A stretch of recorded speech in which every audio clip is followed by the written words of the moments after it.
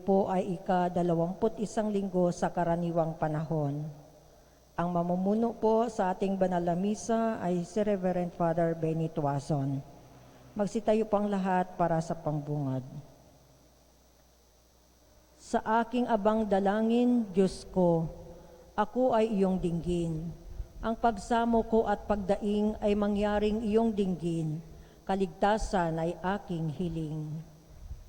Sa ngalan ng Ama, ng Anak at ng Espiritu Santo, Amen. sumainyo ang Panginoon.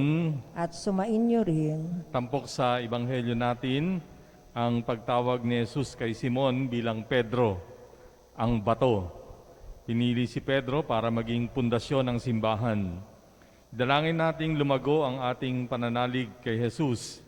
Isama rin natin sa ating mga panalangin ang buong simbahan, lalong-lalo na ang Santo Papa at ang lahat ng kaparian. At sa tulong ng banal na Espiritu, patuloy nawa nilang pangalagaan ang banal na tradisyon ng simbahan laban sa mga makamundong ideolohiya o mga kaisipan. Tayo tumahimik sandali at pagsisihan ang ating mga kasalanan bilang paghahanda sa ating pagdiriwang. Inaamin ko sa makapangyarihang Diyos at sa inyo mga kapatid, na lubha ako nagkasala sa isip, sa salita at sa gawa at sa aking pagkukulang. Kaya isinasamo ko sa mahal na Birheng Maria, sa lahat ng mga anghel at mga banal, at sa inyo mga kapatid, na ako'y panalangin sa Panginoong ating Diyos. Kawaan tayo ng makapangyarihang Diyos, patawarin sa ating mga kasalanan at patnubayan sa buhay na walang hanggan. Amen. Panginoon, kaawaan mo kami. Panginoon, kaawaan mo kami. Kristo, kaawaan mo kami. Kristo, kaawaan mo kami. Panginoon, kaawaan mo kami. Panginoon, kaawaan mo kami. Papuri sa Diyos sa kaitaasan at sa lupa ay kapayapaan sa mga taong kinalulugdan niya. Pinupuri ka namin, dinarangal ka namin, sinasamba ka namin, ipinagbubunyi ka namin, pinasasalamatan ka namin dahil sa dakila mong angking kapurihan. Panginoong Diyos, Hari ng langit, Diyos amang makapangyarihan sa lahat. Panginoong Jesucristo, bugtong na anak. Panginoong Diyos, Kordero ng Diyos, anak ng Ama. Ikaw na nag-aalis ng mga kasalanan ng sanlibutan, maawa ka sa amin. Ikaw na nag-aalis ng mga kasalanan ng sanlibutan, tanggapin mo ang aming kahilingan. Ikaw na naluluklok sa kanan ng Ama, maawa ka sa amin. Sapagkat ikaw lamang ang banal, ikaw lamang ang Panginoon, ikaw lamang ang Jesucristo ang kataas-taasan, kasama ng Espiritu Santo sa kadakilaan ng Diyos Ama. Amen. Ama naming makapangyarihan, ginagawa mong kami ay magkaisa ng kalooban. Ipagkaloob mong ang iyong mga utos ay aming mahalin. Ang iyong mga pangako ay hangarin naming tanggapin upang sa anumang pagbabago sa paligid namin, manatiling matatag ang aming loobin sa tunay na kasiyahang matatagpuan sa iyong piling. Sa pamamagitan ng Jesucristo, kasama ng Espiritu Santo, magpasawalang hanggan. Amen.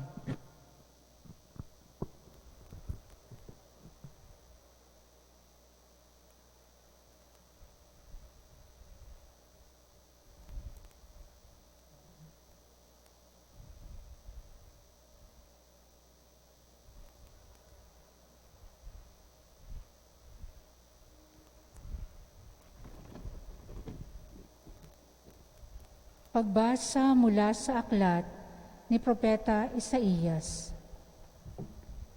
Sinabi ng Panginoon kay Sabnang katiwala sa palasyo, aalisin kita sa iyong katungkulan at palalayasin sa iyong kinalalagyan.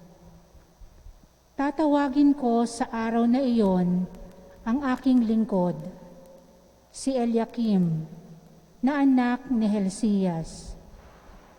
Siya ang pagsusuotin ko ng iyong buong kasuotan. Ibibigay ko sa kanya ang iyong kapangyarihan. Siya ang magiging pinakaama ng Jerusalem at ng Huda. Ibibigay ko sa kanya ang susi ng bahay ni David. Ang kanyang buksay walang makapagsasara at walang makapagbubukas ng ipininid niya. Itatayo ko siyang parang haligi ng tolda. Itatayo ko ng matibay sa isang matatag na lugar. At siya'y magiging marangal na luklukan para sa sambahayan ng kanyang ama. Ang salita ng Diyos. Salamat sa Diyos.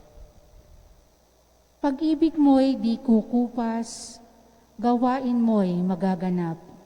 Pag-ibig mo'y di kukupas, gawain mo'y magaganap.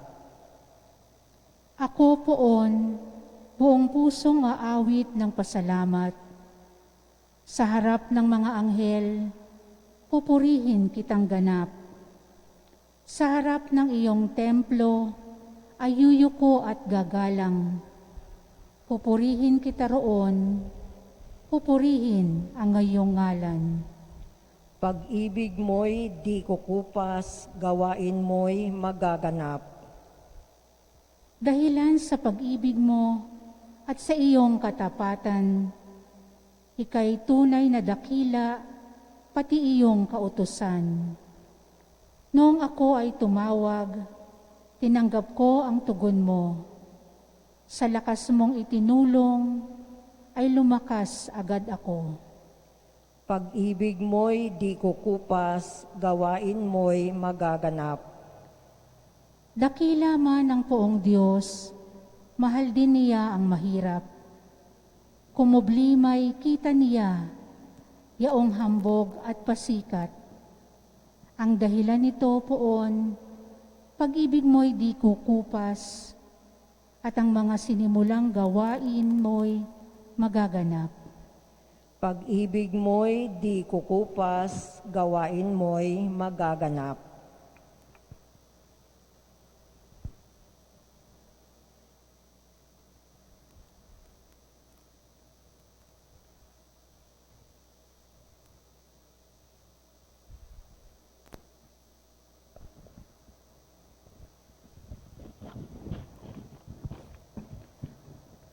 Pagbasa mula sa sulat ni Apostol San Pablo sa mga taga-Roma. Napakasagana ng kayamanan ng Diyos, di matarok ang kayamanan, karunungan at kaalaman ng Diyos. Hindi malirip ang kanyang mga panukala at pamamaraan, gaya ng nasusulat, sapagkat sino ang nakakaalam sa pag-iisip ng Panginoon? O sino ang naging tagapayo niya? Sino ang nakapagkaloob ng anuman sa Diyos para siya na may gantimpalaan?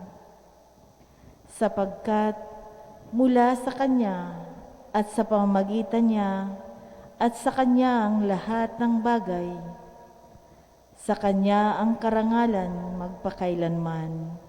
Amen.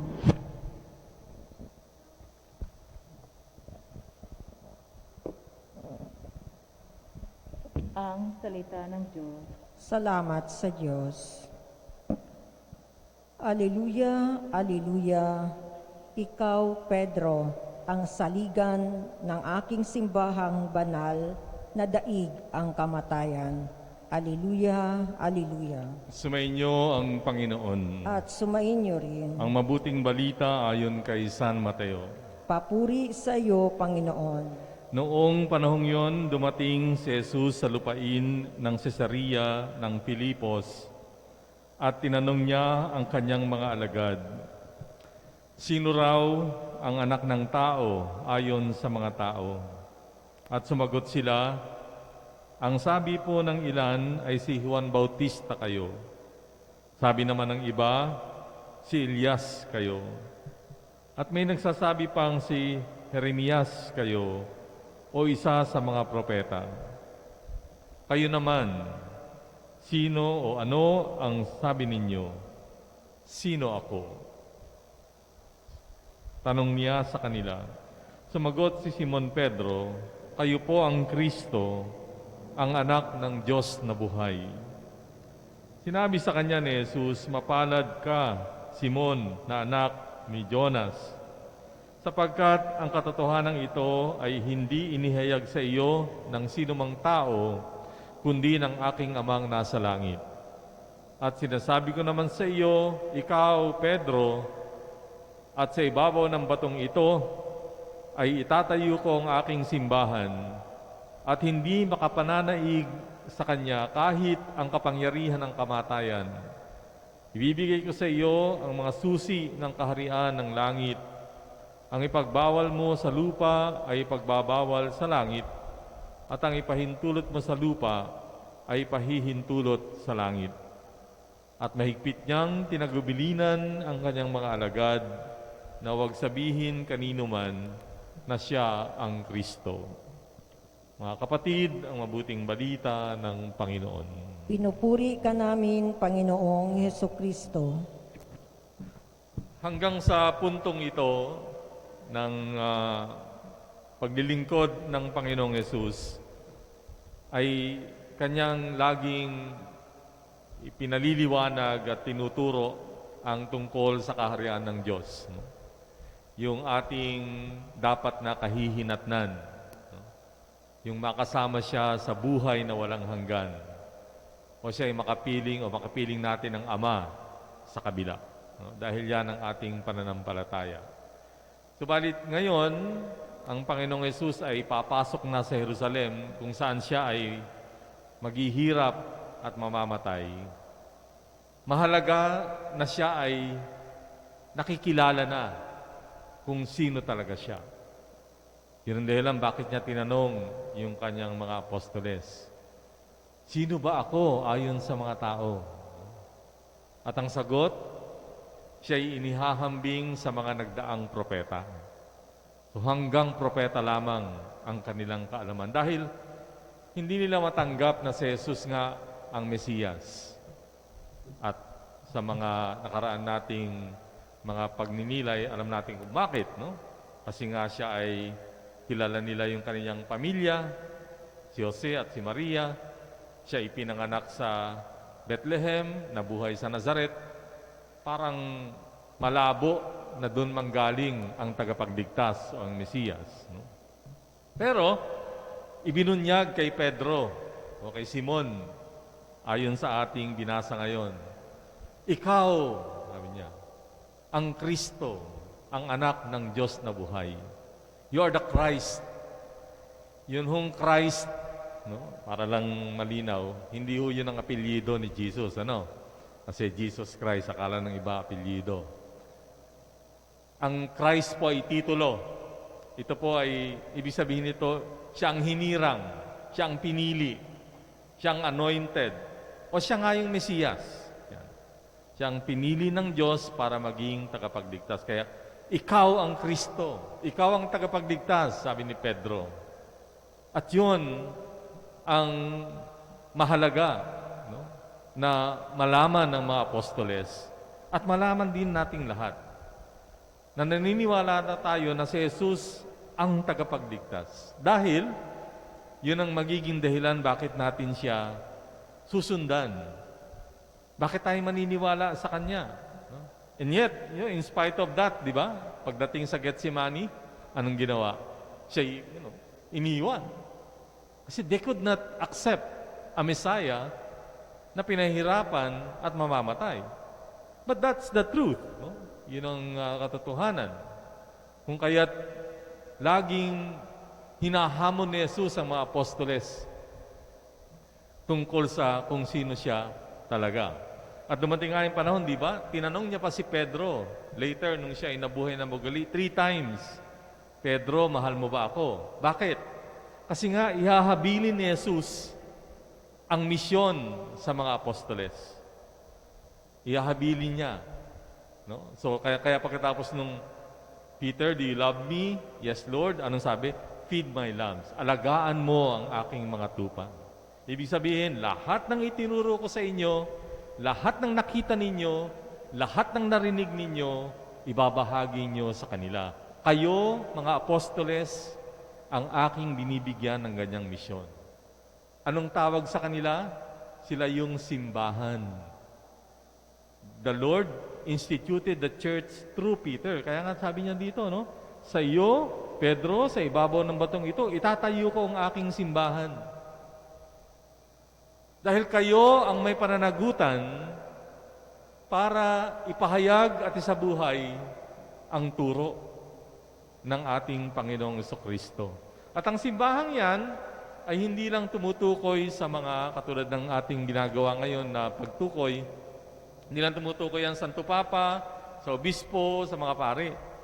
Ang simbahan ay ang katipunan ng mga binyagan. Kasama kayo doon. Tayong lahat na bininyagan ang simbahan. At tayo ang may pananagutan, sagutin natin sa Diyos ng mga itinuro ng Panginoong Jesucristo ay may palaganap. So we have that duty. That's why nakakapagtaka. No? Nakakapagtaka. Bakit sa lipunan natin ngayon? Kapag ipinahahayag ang mga turo ng Panginoong Jesucristo, merong mga binyagan na nagagalit. Nakikialam na naman ng simbahan. Di ba? Masama bang sabihin na masamang pumatay? Di ba? Pagka nagtuturong simbahan, masamang pumatay, against tayo sa death penalty, nakikialam na naman ng simbahan. Ano yun? Masamang mangalunya, nakikialam na naman ng simbahan.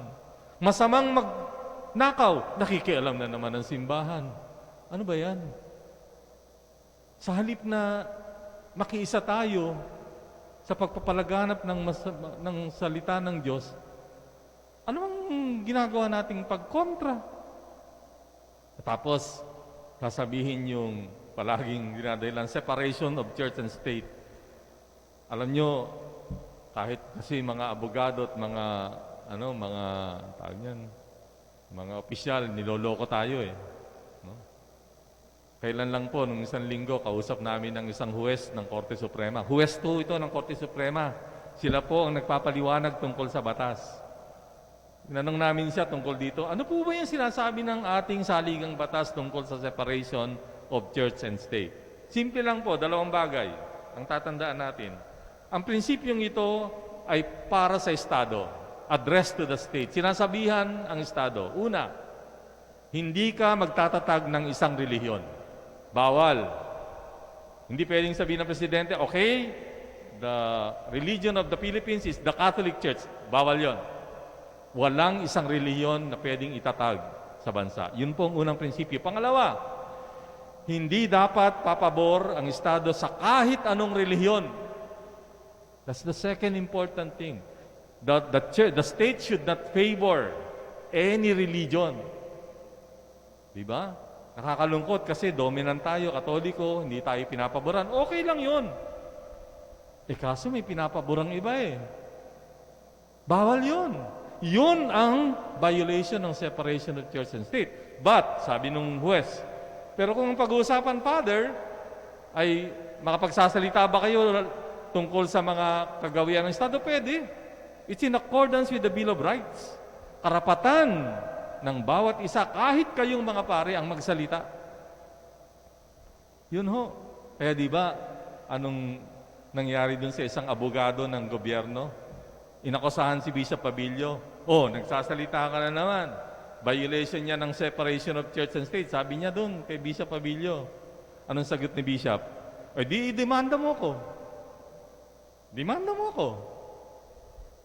Idinimanda ba? Hindi. Bakit? Alam niya kasi. Hindi naman talaga applicable. I mean, I'm saying this, sinasabi ko lang ho ito kasi niloloko tayo nitong mga abogado at saka mga opisyal eh. Lagi nilang sinasabi yan pag nagsasalita ang simbahan, violation. Walang violation. There's no violation. Nothing in the Constitution. Nothing. Pag sinabing natin, wala. Bakit pinagpipilitan? Niloloko tayo. Niloloko tayo ng mga to. Para nang sa gayon, mapatahimik tayo sa pagsasalita. But, we're not concerned about, paalisin kung sino man yung namumuno. Hindi yun ang concern natin. Ang concern natin, katulad ng sinasabi ko kanina, na ang turo ng Panginoong Kristo ay maipalaganap. At ang turo niya, huwag papatay, huwag magnanakaw, huwag sisinungaling, lahat yan.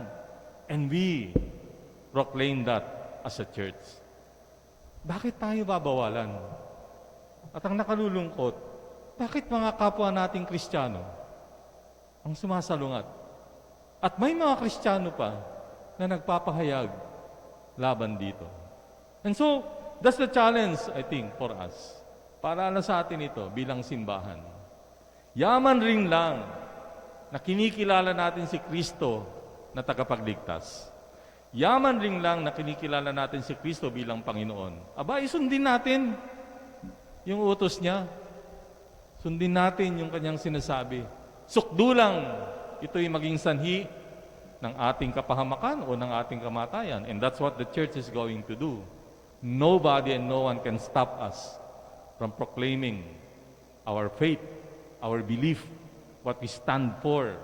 Dahil yan po ang inaasahan ng Panginoon. Katulad ng sinasabi ko, hindi po yan, ang layunin ay hindi para sa mundong ito. Tinuturo sa atin yan para sa ating kaligtasan. Pahayag natin ngayon ang ating pananampalataya. Sumasampalataya ako sa Diyos Amang makapangyarihan sa lahat, na may gawa ng langit at lupa. Sumasampalataya ako kay Jesucristo, isang anak ng Diyos, Panginoon nating lahat. Nagkatawang tao siya lalang ng Espiritu Santo. Pinanganak ni Santa Mariang Birhen. Pinagpakasakit ni Poncio Pilato. Ipinako sa krus, namatay, inilibing. Nanaog sa kanaroonan ng mga yumao, nang may ikatlong araw na buhay na maguli. Umakyat sa langit, naluluklok sa kanan ng Diyos Amang makapangyarihan sa lahat. Doon magmumulang paririto at hukom sa nangabubuhay at nangamatay na tao. Sumasampalataya naman ako sa Diyos Espiritu Santo, sa banal na simbahang katolika, sa kasamahan ng mga banal, sa kapatawaran ng mga kasalanan, sa pagkabuhay ng muli ng nangamatay na tao, at sa buhay na walang hanggan. Amen. Inihabilin ni Jesus ang susi ng kaharian kay Pedro upang manatili ang mga alagad sa pagkakaisa. Idalangin natin sa Diyos Ama ang mga naglilingkod bilang mga pastol sa ating simbahan. Ating itutugon, Panginoon, dinggin mo ang aming panalangin. Panginoon, dinggin mo ang aming panalangin. Patuloy nawa ang Santo Papa, mga obispo, pare at diakono na maging gabay ng sambayanang Kristiyano sa pamamagitan ng pagtuturo ng mga aral at moralidad na naaayon sa banal na tradisyon ng simbahan. Manalangin tayo. Panginoon, dinggin mo ang aming panalangin. Magsikap nawang labanan ng mga pinuno ng ating pamayanan ang kapangyarihang nagdudulot ng dahas, pagkakabaha-bahagi, kawalan ng hustisya at kamatayan. Manalangin tayo. Panginoon, dinggin mo ang aming panalangin. Makita nawa sa gawa ng mga katekista, guro at mag-aaral ang magandang asal na kanilang itinuturo at natutunan upang madama si Kristo bilang batong saligan at haligi ng kanilang pamilya at komunidad. Manalangin tayo. Panginoon, dinggin mo ang aming panalangin. Mapukaw nawa ng mabuting balita ni Jesus ang damdamin ng mga leader na kasama sa usaping ekumenismo at dialogo sa pagitan ng mga relihiyon. Manalangin tayo. Panginoon, dinggin mo ang aming panalangin. Makatagpo nawa ng walang hanggang sigla at buhay ang mga kapatid nating pumanaw na sa piling ng Diyos sa langit. Manalangin tayo. Panginoon, dinggin mo ang aming panalangin. Tahimik natin ipanalangin ang ating mga pansariling kahilingan. Panginoon, Pinatatag mo ang aming pananampalataya sa pamamagitan ni Pedro at ng kanyang mga kahalili. Igawad mo ang mga biyayang kailangan namin upang lumago kami sa iisang pananampalataya. Hinihiling namin ito sa pamamagitan ni Kristong anak mo, naghahari kasama ng Espiritu Santo, magpasawalang hanggan. Amen.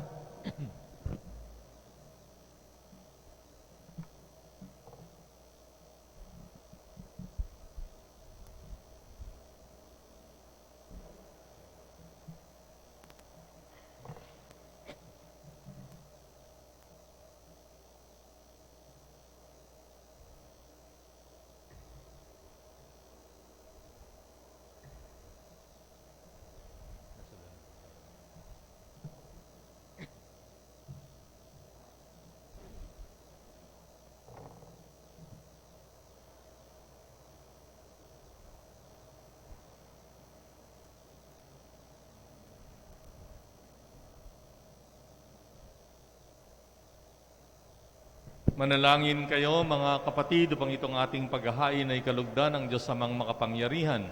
Tanggapin nawa ng Panginoon itong paghahain sa iyong mga kamay, sa kapurihan niya at karangalan, sa ating kapaginabangan at sa buong sambayanan niyang banal. Ama naming lumikha, pinagkamit mo kami ng iyong pagkukop, pakundangan sa isang pampalagiang paghahandog, kaya't sa iyong sambayanan ay iyong ipagkaloob ang pagkakaisa at kapayapaang nagbubuklod, bunga ng aming mga alay na iyong ikinalulugod. Sa pamamagitan ni Jesucristo, kasama ng Espiritu Santo, magpasawalang hanggan. Amen. Sumainyong Panginoon. At sumayin niyo Taas sa rin. Diyos ang inyong puso at diwa. Itinaas na namin sa Panginoon. Salamatan natin ang Panginoong ating Diyos. Marapat na siya ay pasalamatan. Ama naming makapangyarihan, tunay ngang marapat na ikaw ay aming pasalamatan. Ikaw ang lumikha sa tanan, ikaw ang nagtakdang magkaroon ng gabi at araw, gayon din ang tag-init at tagulan. Ikaw ang humubog sa tao bilang iyong kawangis na mapagkakatiwala ang mga siwa sa daigdig. Ikaw ngayon ay pinaglilingkuran sa pagganap sa pananagutan ng iyong pinagtitiwalaan sa pamamagitan ng anak mong mahal. Kaya kaisa ng mga anghel na nagsisiawit ng papuri sa iyo ng walang humpay sa kalangitan, kami ay nagbubunyi sa iyong kadakilaan. Santo, Santo, Santo, Panginoong Diyos ng mga hukbo, napupuno ang langit at lupa ng kadakilaan mo. Hosana sa kaitaasan, pinagpala ang naparirito sa ngalan ng Panginoon. Hosana sa kaitaasan. Ama naming banal, ikaw ang bukal ng tanang kabanalan, kaya't sa pamamagitan ng iyong Espiritu, gawin mong banal ang mga kaloob na ito upang para sa amin ay maging katawan at dugo ng aming Panginoong Hesukristo. Bago niya pinagtiisang kusang loob na maging handog, hinawakan niya ang tinapay, pinasalamatan kanya, pinaghati-hati niya iyon, niabot sa kanyang mga alagad at sinabi, "Tanggapin ninyong lahat ito at kanin, itong aking katawan na ihahandog para sa inyo."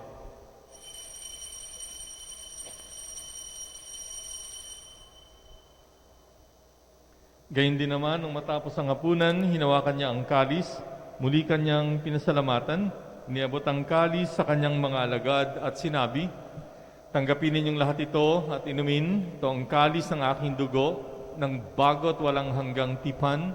Ang aking dugo na ibubuhos para sa inyo at para sa lahat, sa ikapagpapatawad ng mga kasalanan. Gawin ninyo ito sa pag-alaala sa akin."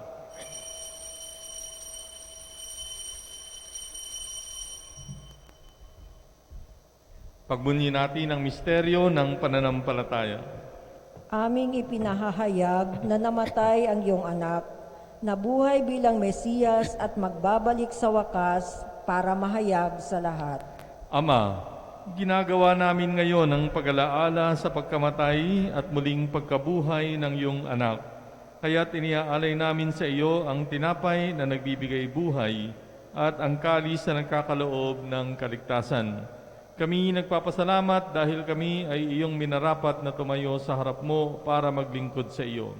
Sinasamo namin kaming magsasalo-salo sa katawan at dugo ni Kristo ay mabuklod sa pagkakaisa sa pamamagitan ng Espiritu Santo. Ama, lingapin mo ang iyong simbahang laganap sa buong daigdig. Puspusin mo kami sa pag-ibig. Kaysa ni Francisco na aming Papa, ni Broderick na aming tagapangasiwa at ng Tanang Kaparian. Alalahanin mo rin ang mga kapatid naming nahimlay nang may pag-asa na sila ay muling mabubuhay. Gayon din ang lahat ng mga pumanaw. Kaawaan mo sila at patuloyin sa iyong kaliwanagan. Kaawaan mo at pagindapatin kaming lahat na makasalo sa iyong buhay na walang wakas.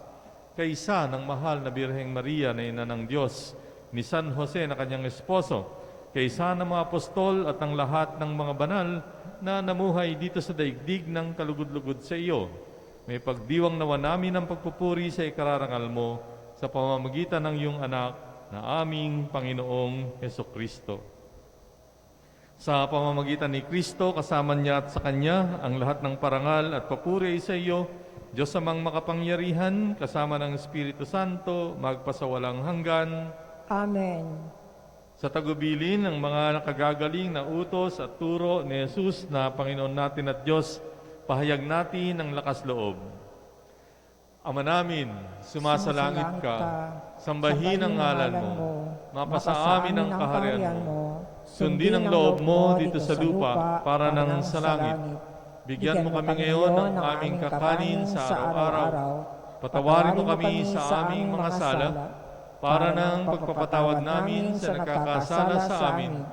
Huwag mo kaming paintulot sa tukso, at adya mo kami sa lahat ng masama.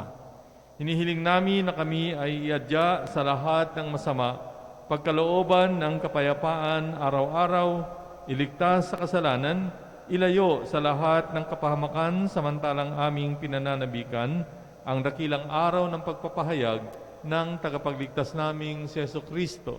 Sapagkat iyo ang kaharian at ang kapangyarihan at ang kapurihan magpakailanman. Amen. Panginoong Jesucristo, sinabi mo sa iyong mga apostol, kapayapaan ang iniiwan ko sa inyo, ang aking kapayapaan ang binibigay ko sa inyo. Tunghayan mo ang aming pananampalataya at huwag ang aming pagkakasala.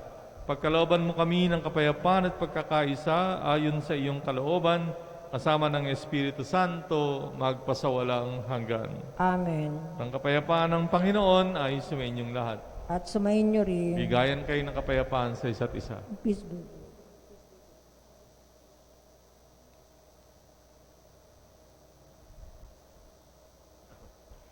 Kordero ng Diyos, nag-aalis ng mga kasalanan ng sanlibutan, maawa ka sa amin. Kordero ng Diyos, na nag-aalis ng mga kasalanan ng sanlibutan, maawa ka sa amin. Kordero ng Diyos, na nag-aalis ng mga kasalanan ng sanlibutan, ipagkaloob mo sa amin ang kapayapaan. Mga kapatid, narito ang ating Panginoong Jesucristo, ang kordero ng Diyos na nag-aalis ng mga kasalanan ng sanlibutan. Mapapalad ang mga inanyayahan sa kanyang piging. Panginoon, hindi ako karapat-dapat na magpatuloy sa iyo, ngunit sa isang salita mo lamang ay gagaling na ako.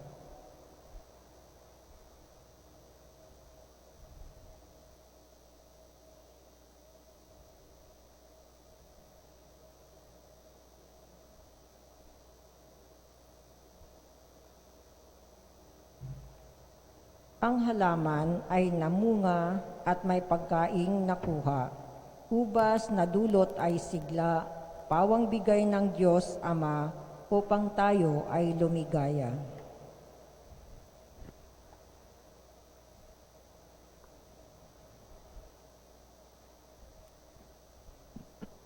Komunyon Espiritual.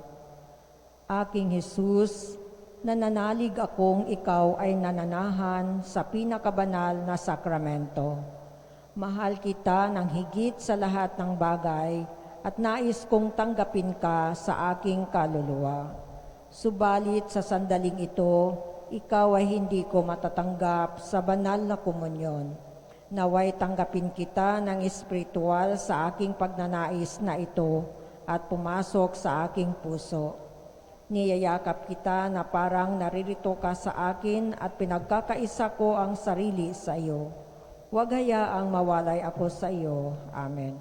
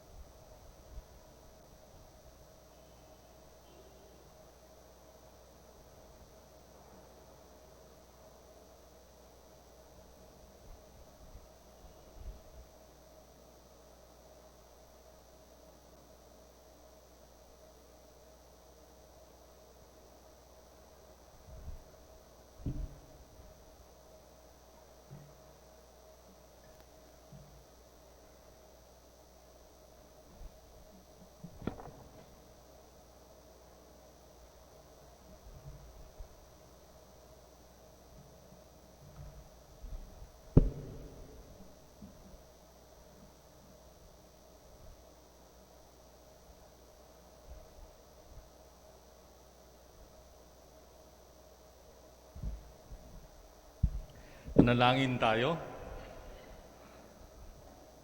Ama naming mapagmahal, lubusin mo sa amin ang kagalingang bigay ng iyong pag-ibig na ngayon ay pinagdiriwang at kami nawa ay magkaroon ng ganap na kaunlaran upang sa lahat ng aming pinagkakaabalahan, ikaw ay aming mabigyang kasiyahan sa pamamagitan ng Jesucristo kasama ng Espiritu Santo magpasawalang hanggan. Amen. Umupo po muna sandali para sa isang panawagan.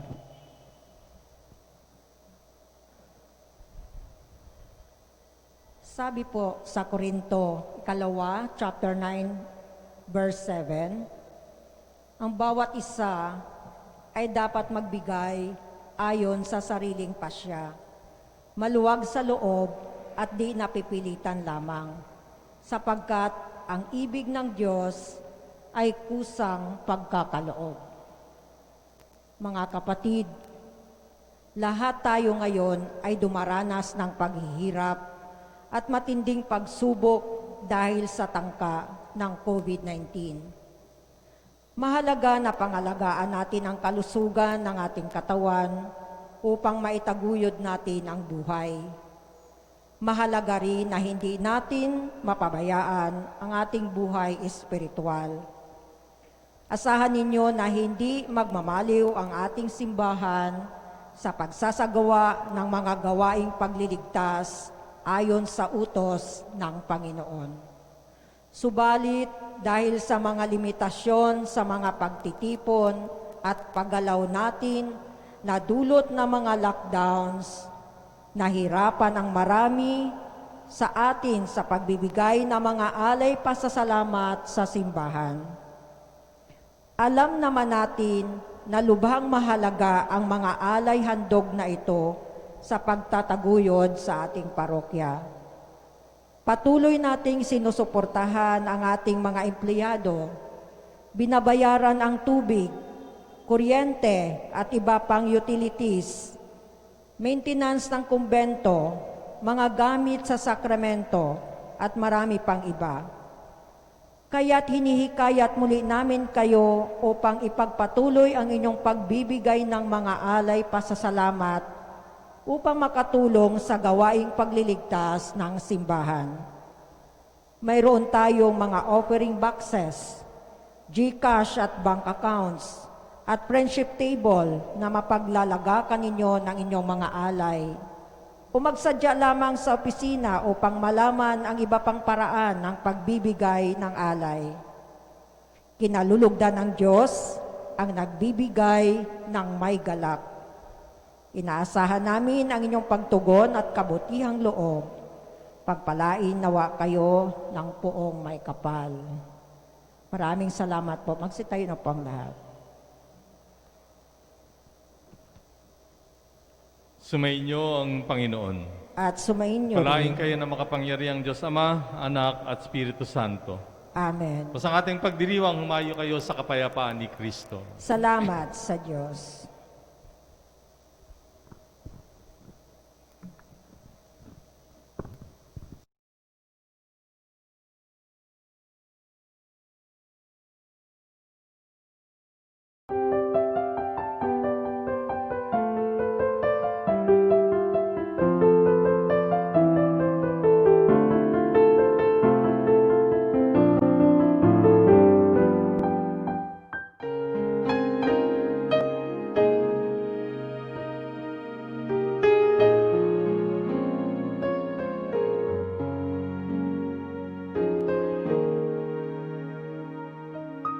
Sa ngalan ng Ama at ng Anak at ng Espiritu Santo. Amen. O San Antonio, pinili ka ng Diyos na ipabatid sa daigdig ang iyong kabanalan upang maakit ang marami sa paggawa ng mga kabutihan. Hilingin mo sa sanggol na si Jesus na hawak mo sa iyong bisig ang mahigpit ko ngayong pangangailangan.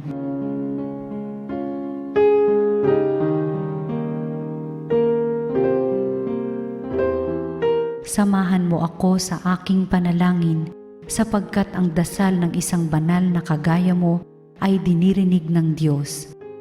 Pagkalooban nawa ako ng Panginoon ng tanda ng kanyang pagmamahal pagkalinga at paggabay. Sa tulong mo, naway ipagkaloob niya sa akin ang kaganapan ng buhay at ang pag-ibig na walang hanggan. Amen.